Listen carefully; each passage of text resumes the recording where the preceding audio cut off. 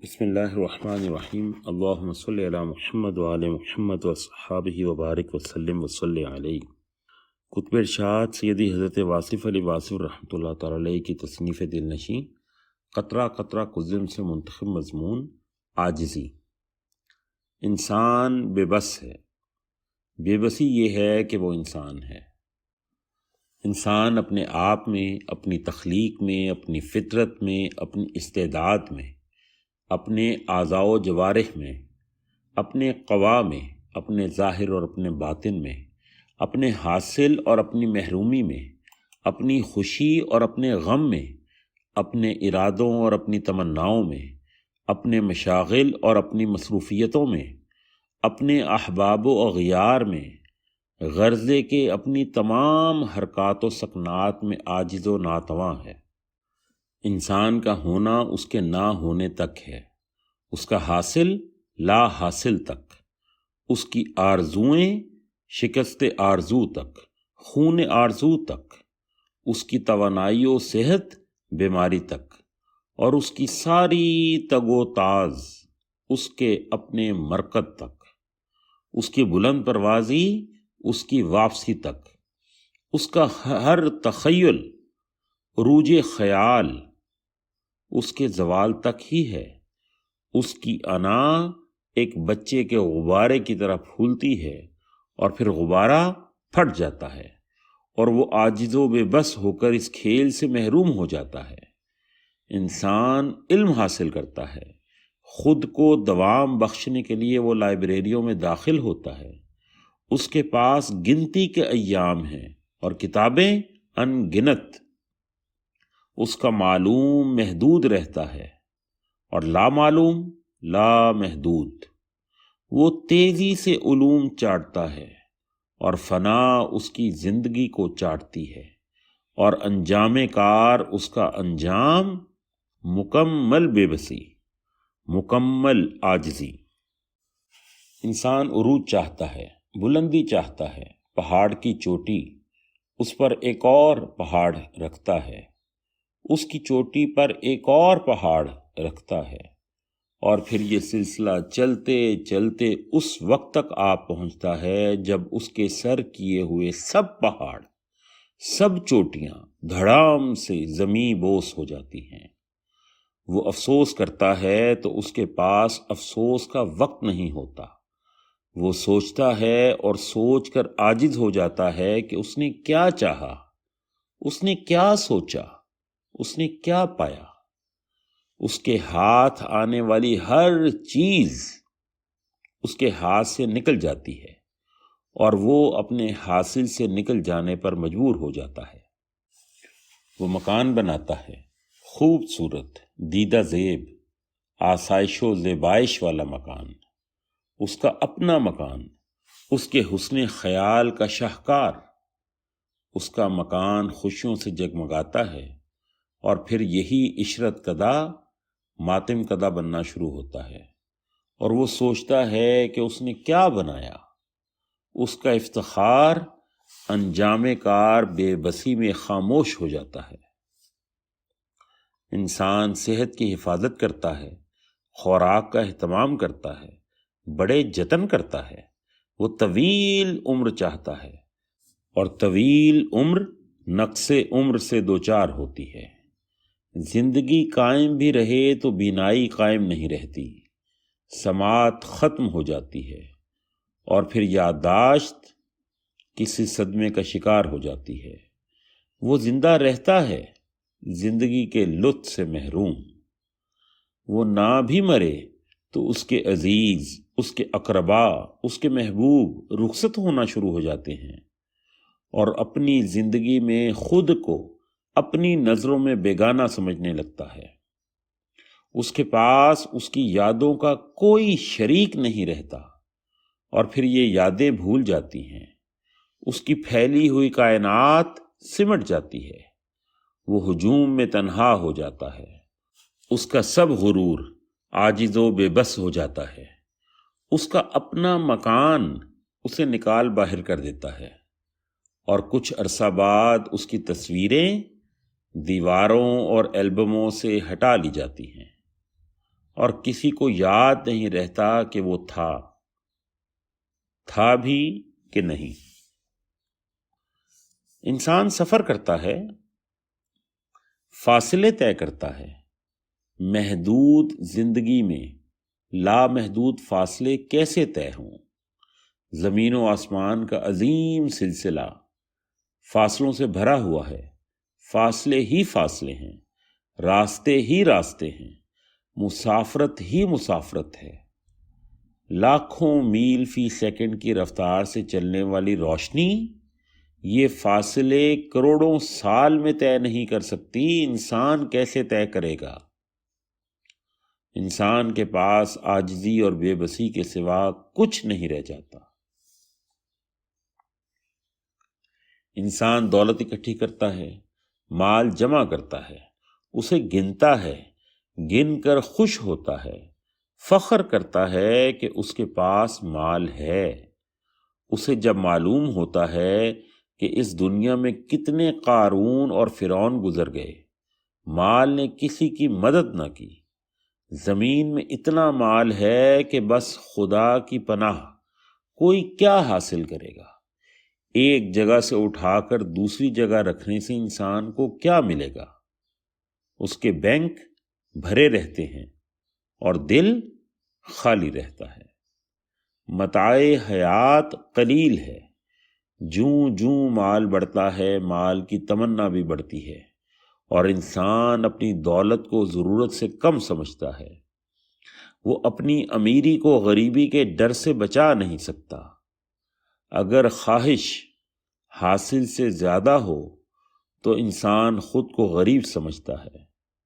خواہشات کا بے ہنگم پھیلاؤ آخر کار انسان کو اپنی لپیٹ میں لے لیتا ہے، وہ اپنے ہی جال میں پھنس کر رہ جاتا ہے۔ وقت کے ساتھ ساتھ خواہشات بدلتی رہتی ہیں، مرتی رہتی ہیں، پیدا ہوتی رہتی ہیں۔ اس کھیل کا نتیجہ، لازمی نتیجہ، بے بسی ہے، عاجزی ہے۔ انسان کو اس کی تمنائیں عاجز کر دیتی ہیں، وہ مجبور ہو جاتا ہے۔ ہر نئی شے کی محبت میں گرفتار ہونا اس کا مقدر ہے۔ نئے مکان، نئے ماڈل، نئے تقاضے پورے کرتے کرتے پرانا انسان بے بس و عاجز ہو کر رہ جاتا ہے۔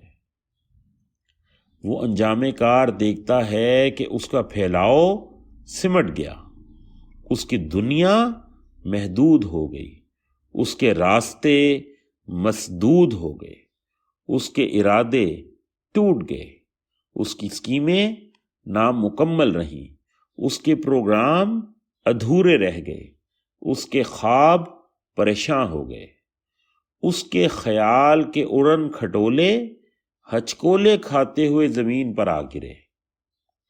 زندگی میں اتنی مہلت نہیں ملتی کہ انسان اس کو دوبارہ شروع کر سکے۔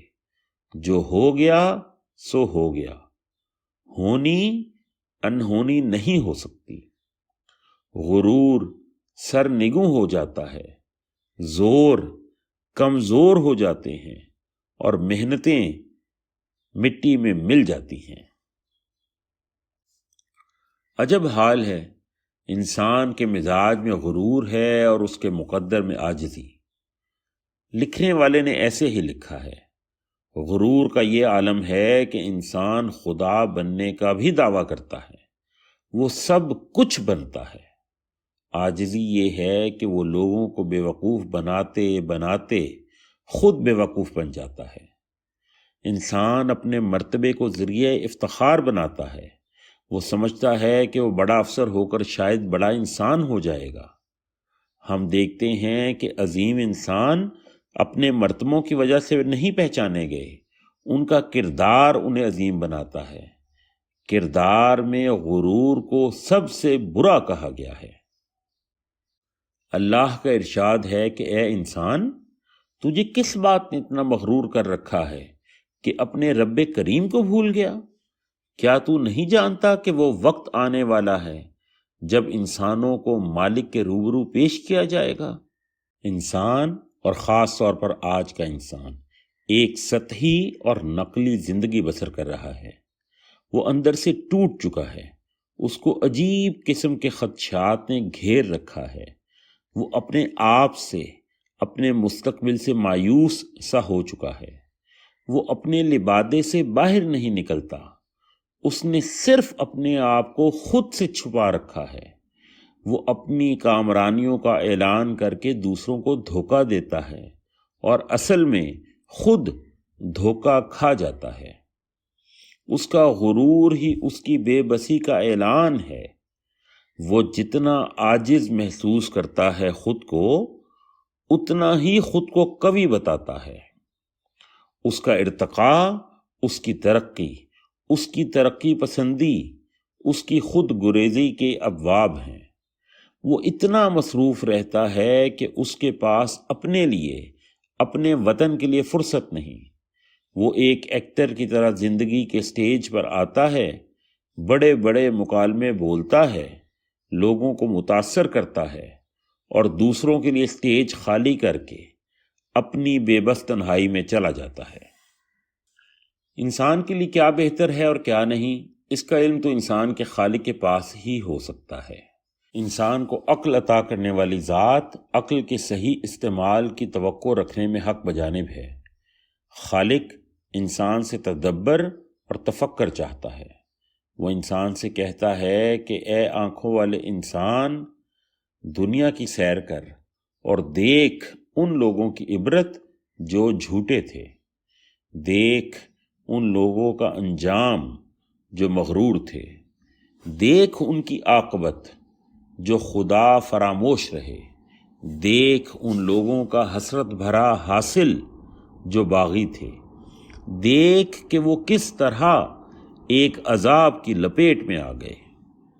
خالق چاہتا ہے کہ انسان غور کرے، اتنا غور کرے کہ وہ اپنی ہستی کا راز دریافت کرے۔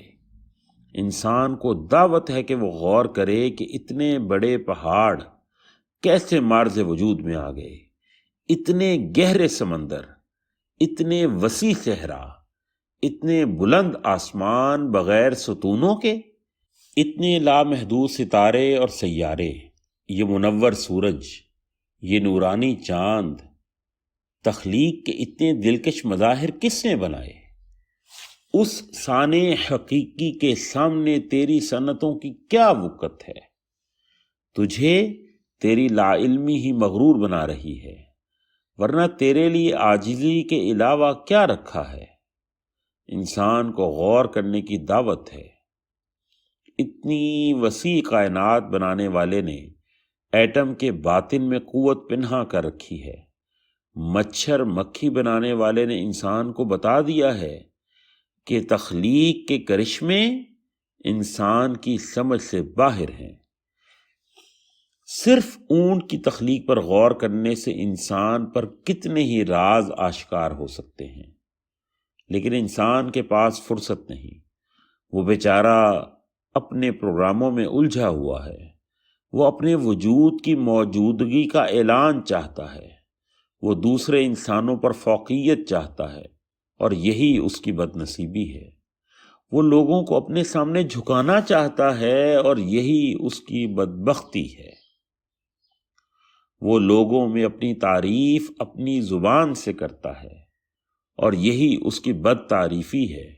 وہ لوگوں میں بلند ہونا چاہتا ہے، اور یہی اس کی پستی ہے۔